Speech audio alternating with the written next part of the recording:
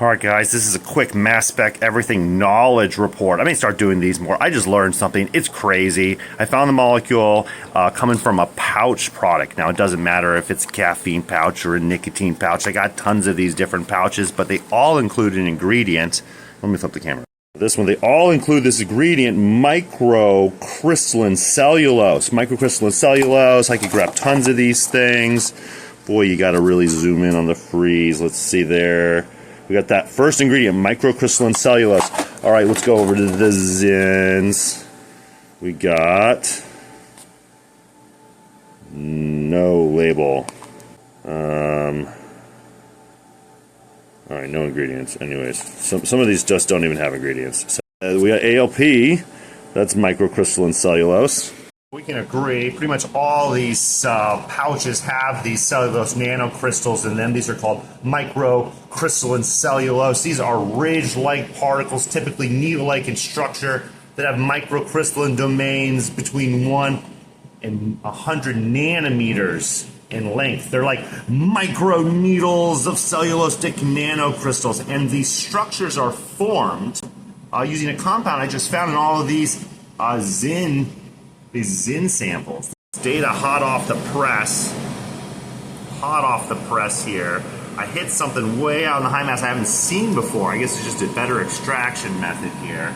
And we're seeing something called octadecyl isocyanate. This is a cyanate. You see that cyanate group here on the long chain, better known as steric, because of this steric acid chain. Stearyl isocyanate. You copy that, you search the stearyl isocyanate. Stearyl isocyanate is better known as ODI, is a white waxy solid here used for dye making and printing, but somehow it's making it, and this is not good for you. Cyanates are highly reactive chemicals. They can cause cancer in animals. They are classified as potential carcinogens. Potential carcinogens. Specifically, they cause irritation to the eyes, nose, throat, and skin, and they cause other lung problems, but they specifically can burn. I think we found the culprit of maybe these burns, guys. Everyone's complaining about these pouches giving you burns. Oh my goodness, it's got to be this. And look like this is a modifier for cellulosic nanocrystals. Oh no. So you search this stuff right here. This is the chemical.